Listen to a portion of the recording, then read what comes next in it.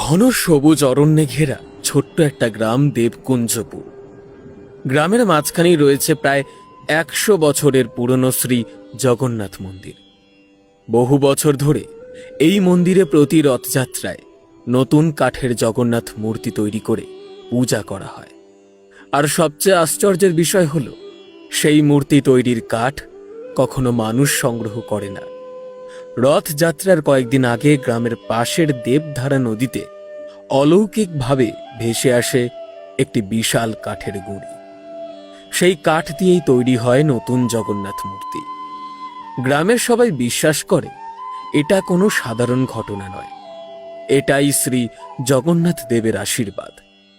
আর এই অলৌকিক ঘটনাই শত বছরের পুরনো এই মন্দিরের সবচেয়ে বড় মাহাত্ম্য। প্রতিদিনের মতো সেদিনও মন্দিরে নিত্য পূজা চলছে। ঠাকুর মশাই ভক্তি ভরে শ্রী জগন্নাথ দেবের আরতি করছেন। ঘণ্টা, শঙ্খ আর মন্ত্রোচ্চারণ পুরো মন্দির প্রাঙ্গণ মুখরিত। প্রতি বছরের মতন এবারও স্নানযাত্রা ও রথযাত্রা নির্বিঘ্নে সম্পন্ন হোক, মনে মনে এই প্রার্থনাই করছেন জমিদার মশাই। পূজা শেষ হতেই তিনি জগন্নাথ দেবকে প্রণাম করে আশীর্বাদ প্রার্থনা করলেন। শোনো সবাই, জগন্নাথ দেবের স্নান যাত্রা আর মাত্র 1.5 মাস বাকি। আজ থেকেই তোমরা দেবধারা নদীর দিকে কড়া নজর রাখবে। প্রভুর আশীর্বাদী কাঠ ভেসে এলেই এক মুহূর্ত দেরি না করে মন্দিরে নিয়ে আসবে। যথা আজ্ঞা জমিদার মশাই। আর হ্যাঁ, মনে রেখো, ওই কাঠ কোনো সাধারণ কাঠ নয়। ওই কাঠের ওপরই আমাদের এই গ্রামের সবচেয়ে বড় উৎসবের সমস্ত আয়োজন নির্ভর করছে। তাই কোনো রকম অসাবধানতা যেন না হয়। আপনি নিশ্চিন্ত থাকুন জমিদার মশাই। কাঠ ভেসে আসা মাত্রই আপনার মন্দিরে পৌঁছে দেব আমরা। হ্যাঁ, জগন্নাথ দেবের কৃপায় যেন সবকিছু প্রতি বছরের মতোই ভালোভাবে সম্পন্ন হয়। অন্যদিকে দেবকুঞ্জপুর থেকে 3 গ্রাম আগে রূপনগর গ্রামে বাস করত এক গরিব চাষি গদাধর আর তার স্ত্রী কমলা। অভাব ছিল তাদের নিত্যসঙ্গী, কিন্তু তবুও জগন্নাথ দেবের সেবায় তারা কখনো কোনো ত্রুটি রাখেনি। জগন্নাথ দেবের আশীর্বাদে কমলা এখন 8 মাসের অন্তঃসত্ত্বা। কি গো, তোমার রান্না হয়ে গেছে? না গো, আজ আর রান্না করব না। বাড়িতে যা চাল ডাল বেঁচেছিল সেটা দিয়েই জগন্নাথ দেবের জন্য খিচুড়ি ভোগ রেঁধে নিলাম। সে কি, তাহলে তুমি কি খাবে? আমি আবার কি খাবো? প্রভুর ভোগই তো আমার প্রসাদ, ওটাই না হয় দুজনে ভাগ করে খেয়ে নেব। কিন্তু আমি একটা জিনিস নিয়ে বড় চিন্তায় আছি। কি গো? আজ না হয় যা চাল ডাল ছিল তা দিয়ে প্রভুর ভোগ হয়ে গেল, কিন্তু কাল কি হবে? কাল কি প্রভু অভুক্ত থাকবেন? না না, কাল একটা কিছু ব্যবস্থা করবই, তুমি চিন্তা করো না। মোড়ল মশাইয়ের সাথে কথা হয়েছে, উনি একটা কাজের ব্যবস্থা করে দিয়েছেন। কাল থেকে সেখানেই যাব। আমার এখন শুধু তোমাকে নিয়েই চিন্তা হচ্ছে। এই সময় তোমার ওই যে একটু ভালো মন্দ খাওয়া দরকার। আমাকে নিয়ে চিন্তা করো না গো, জগন্নাথ দেব এখনো অবধি আমাদের অভুক্ত রাখেননি। তিনি নিশ্চয়ই আমাদের সব বিপদ থেকে রক্ষা করবেন। না না, কাল সকাল সকাল কাজে যাব। আর তাছাড়াও কমলাকে তো বদ্যিমশাইয়ের কাছে নিয়ে যেতে হবে। পরদিন ভোর হতেই গদাধর মোড়ল মশাইয়ের দেওয়া কাজে বেরিয়ে পড়ল। সারাদিন কঠোর পরিশ্রমের পর হাতে পেল সামান্য কিছু মজুরি। টাকাটা খুব বেশি না হলেও অনেক দিন পর নিজের উপার্জন হাতে পেয়ে তার মুখে ফুটে উঠল এক চিলতে হাসি। আজ যা টাকা পেলাম তাতে অন্তত চাল ডাল আর একটু সবজি তো কিনতেই পারবো। আর কমলার জন্য 2টো পাকা কলাও নিয়ে যাব। বেচারির এখন ভালো করে খাওয়া তো দরকার। ওটা ওটা আবার কি? এত বড় কাঠের গুঁড়ি এখানে এলো কোথা থেকে? কৌতূহল বশত গদাধর ধীরে ধীরে নদীর কাছে এগিয়ে এলো। যতই কাছে গেল ততই অবাক হতে লাগলো। এমন বিশাল মজবুত কাঠ সে আগে কখনো দেখেনি। বদ্যিমশাই বলেছিলেন কমলার সন্তান হবার সময় ওকে ওই দেবকুঞ্জপুরের হাসপাতালেই নিয়ে যেতে হবে, কিন্তু রূপনগর থেকে এতটা পথ ওর এই অবস্থায় হেঁটে নিয়ে যাওয়া অসম্ভব। গাড়ি ভাড়া করার মতো টাকাও তো আমার কাছে নেই। যদি যদি কাঠ দিয়ে একটা ছোট্ট গাড়ি বানাতে পারি, তাহলে কমলাকে নিরাপদে হাসপাতালে নিয়ে যেতে পারবো। আহ! ও হে জগন্নাথ, একটু শক্তি দাও। হে হে, কি করে সম্ভব? এত বড় কাঠ অথচ এত হালকা। গদাধর নিজের চোখেই যেন বিশ্বাস করতে পারছিল না। যে কাঠ 10 জন মানুষ মিলে তুলতে পারবে না বলে মনে হচ্ছিল, সেটা সে একাই অনায়াসে নদী থেকে তুলে ফেলল। প্রভু, এ নিশ্চয়ই তোমারই লীলা। তুমি নিজেই আমার অসহায়তার কথাটা শুনেছ। এই কাঠ দিয়েই আমি কমলার জন্য গাড়ি বানাবো। তোমার তোমার আশীর্বাদ থাকলেই সবই সম্ভব।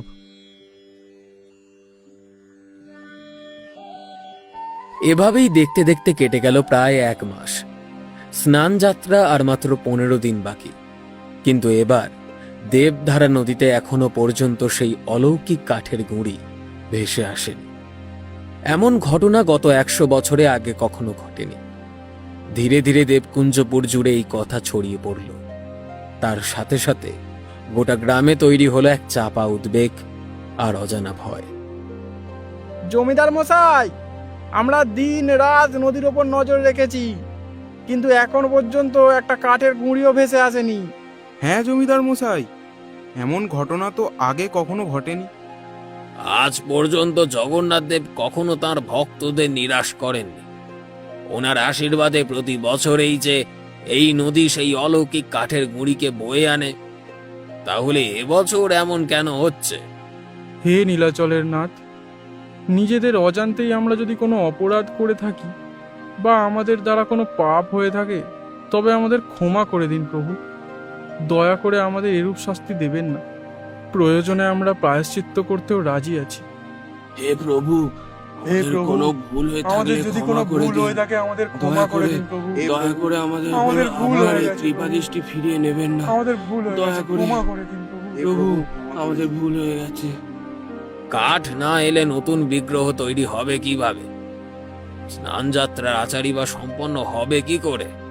এই মন্দিরের বিশেষত্বই এই যে নদী বয়ে আসা কাঠ দিয়েই জগন্নাথ দেবের মূর্তি তৈরি হবে।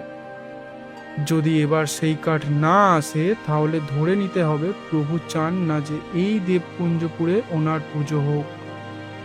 সেক্ষেত্রে আমরা স্নানযাত্রা বা রথযাত্রা কোনোটাই পালন করতে পারবো না। তাহলে এবছর কি আমাদের গ্রামে রথযাত্রা হবে না? জগন্নাথ দেব কি তবে আমাদের ওপর রুষ্ট হয়েছেন?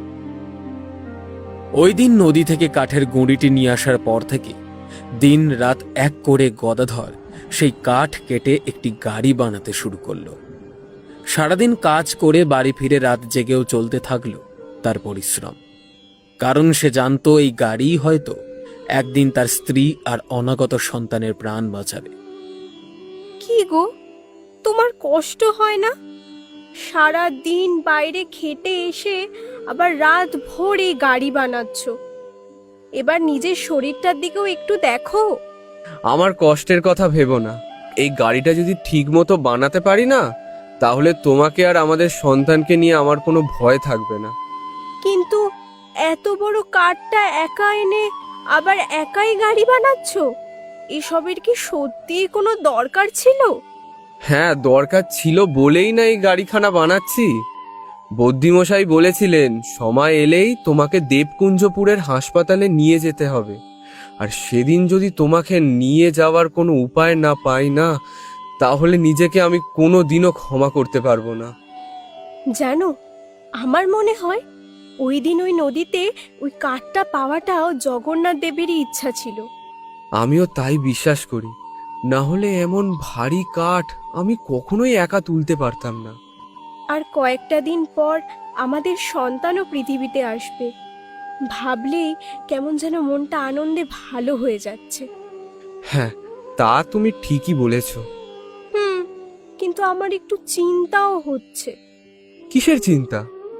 আমি হাসপাতালে থাকাকালীন জগন্নাথ দেবের নিত্য সেবা কে করবে? সে নিয়ে তুমি চিন্তা করো না। আমি থাকতে জগন্নাথ দেবের সেবার কোনো ত্রুটি হবে না। হয়তো তোমার মতন গুছিয়ে করতে পারবো না, কিন্তু তবুও প্রভুর নিত্য সেবা পাবেন। আমাদের সন্তান জন্মালেই ওকে প্রথমে জগন্নাথ দেবের চরণে নিয়ে যাব। শুনেছি ওই দেবকুঞ্জপুরেই নাকি 100 বছর পুরনো জাগ্রত জগন্নাথ মন্দির আছে। হ্যাঁ, আমিও শুনেছি, কিন্তু কখনো মন্দিরের দর্শন করার সৌভাগ্য আমার হয়নি। কিন্তু এবার যখন প্রভুর আশীর্বাদে হাসপাতালটা ওই গ্রামেই, তখন প্রভুর দর্শন করে তবেই ফিরব। আর তাছাড়াও সামনেই যে স্নানযাত্রা আসছে। সেদিন রাতে দুশ্চিন্তায় জমিদার মশাইয়ের ঠিকমতো ঘুম আসছিল না। একদিকে স্নানযাত্রা এগিয়ে আসছে, আর অন্যদিকে এখনো পর্যন্ত সেই কাঠের কোনো সন্ধান পাওয়া যায়নি। এইসব নানান চিন্তা করতে করতেই তিনি গভীর নিদ্রায় আচ্ছন্ন হয়ে পড়লেন।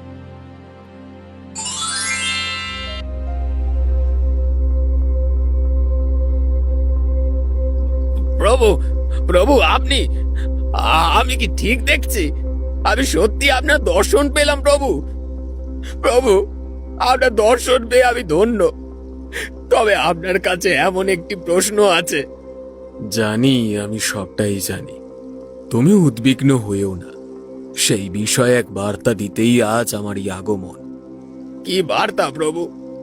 যে কাঠের জন্য তোমরা প্রতীক্ষা করছো, সেই কাঠ আজ আমার মূর্তি নির্মাণের চেয়েও অধিক গুরুত্বপূর্ণ এক কর্মে নিয়োজিত হয়েছে। তাই তা তোমাদের নিকট পৌঁছয়নি। আপনার মূর্তি তৈরির থেকেও বড় কোনো কাজ?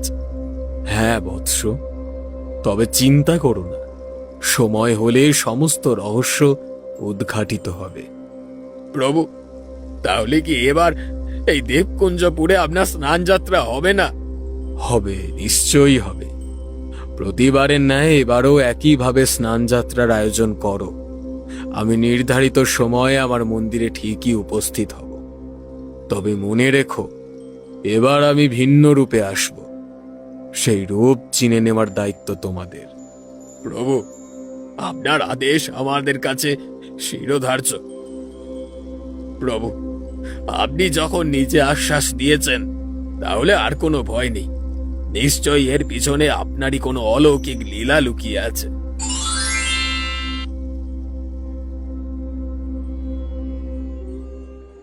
দেখতে দেখতে শ্রী জগন্নাথ দেবের পবিত্র স্নানযাত্রা দিন এসে গেল। কিন্তু ভোর থেকেই আকাশ ভেঙে নেমেছে মুষলধারে বৃষ্টি। মন্দিরের সমস্ত আয়োজন সম্পূর্ণ হলেও সেই অলৌকিক কাঠের কোনো সন্ধান এখনো মেলেনি। জমিদার মশাই স্বপ্নে প্রভুর দেওয়া আশ্বাস মনে রেখে সব ব্যবস্থা করলেও গ্রামের সবাই ধরেই নিয়েছে যে এবারে স্নানযাত্রা আর হবে না। জমিদার মশাই, সকাল গড়িয়ে দুপুর হতে যায়, কিন্তু এখনো পর্যন্ত যে কোনো সংবাদ পাওয়া গেল না। আমি জানি ঠাকুর মশাই, কিন্তু তবুও আমার বিশ্বাস প্রভু আমাকে নিরাশ করবেন না। তিনি নিজে আমাকে কথা দিয়েছেন, সময় হলে তিনি ঠিকই আসবেন। ওগো, আর পারছি না, খুব কষ্ট হচ্ছে, আর পারছি না। না না, আর এক মুহূর্ত দেরি করা যাবে না। এখনই কমলাকে নিয়ে হাসপাতালে রওনা দিতে হবে।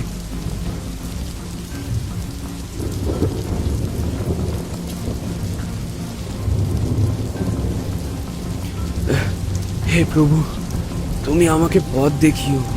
কমলা কমলা আর আমাদের সন্তানকে রক্ষা করো। ভাগ্যিস সেদিন এই গাড়িটা বানিয়েছিলাম, নইলে এই দুর্যোগের মধ্যে কমলাকে হাসপাতালে নিয়ে যাওয়ার জন্য কোনো কোনো উপায় থাকতো না। সবই সবই প্রভুর কৃপা। প্রবল ঝড় বৃষ্টি নিয়ে অনেকটা পথ পেরিয়ে অবশেষে দেবকুঞ্জপুর গ্রামের কাছাকাছি পৌঁছে গেল গদাধর। কিন্তু যতই হাসপাতাল কাছে আসতে লাগলো, ততই পথ যেন আরো কঠিন হয়ে উঠল। গদাধরের শরীরের সমস্ত শক্তিও যেন শেষ হয়ে আসছে। হাসপাতাল পর্যন্ত পৌঁছানো অবধি প্রভু এই গাড়িটাকে রক্ষা করো, কিন্তু তুমি রক্ষা করো। কমলা কমলা, ওই তো হাসপাতাল। আমরা আমরা প্রায় পৌঁছে গেছি। আর আর একটু সাহস রাখো, আর একটু। ভাই, কে তুমি? এই দুর্যোগের মধ্যে কোত্থেকে এলে গো? আমি আমি সেই রূপনগর গ্রাম থেকে আসছি দাদা। আমার স্ত্রীর প্রসব বেদনা উঠেছে, অনেক কষ্টে ওকে এই হাসপাতালে নিয়ে এসেছি। এত দূর থেকে এই ঝড় বৃষ্টির মধ্যে?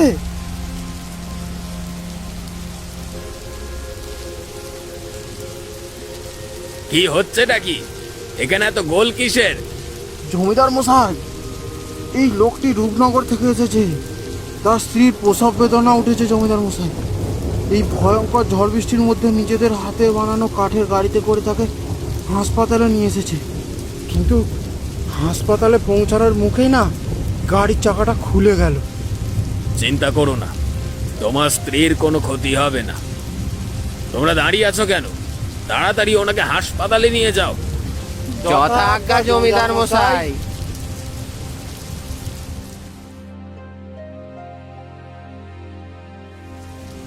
ভয় পেও না, আমাদের গ্রামের হাসপাতালে খুব ভালো চিকিৎসা হয়। তোমার স্ত্রী নিশ্চয়ই সুস্থ হয়ে উঠবে। আপনার আপনার এই উপকার আমি কোনোদিনও ভুলবো না জমিদার মশাই, কোনোদিনও ভুলবো না।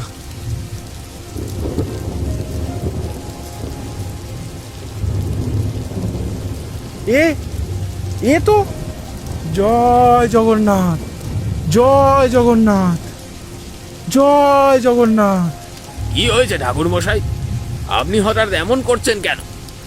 জমিদার মশাই, ভালো করে দেখুন, এই কাঠের চাকাটা ঠিক যেন শ্রী জগন্নাথ দেবের মুখমণ্ডলের মতো লাগছে।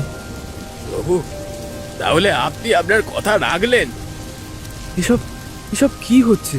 আমি যে কিছুই বুঝতে পারছি না। বেশ, শোনো তবে। প্রতি বছর জগন্নাথ দেবের স্নান যাত্রার আগে দেবকুঞ্জপুরের ওই দেবধারা নদীতে এক অলৌকিক কাঠের গুড়ি ভেসে আসে। সেই কাঠ দিয়েই আমরা প্রতি বছর জগন্নাথ দেবের নতুন বিগ্রহ তৈরি করি। কিন্তু এবছর সেই কাঠ আর আসেনি। আমরা সবাই ভেবেছিলাম প্রভু আমাদের উপর রুষ্ট হয়েছেন। কি বলছেন? তাহলে আমি নদী থেকে যে কাঠের গুঁড়িটা পেয়েছিলাম সেই কাঠটাই কি?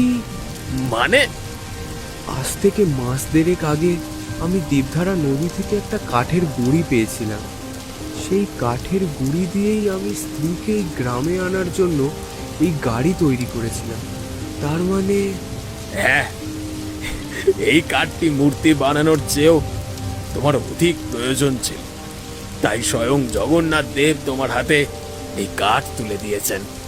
তার মানে প্রভু আমার অসহায়তার কথা মাথায় রেখে আমার স্ত্রী আর আমার সন্তানকে বাঁচানোর জন্য এই কাঠ পাঠিয়েছিলেন।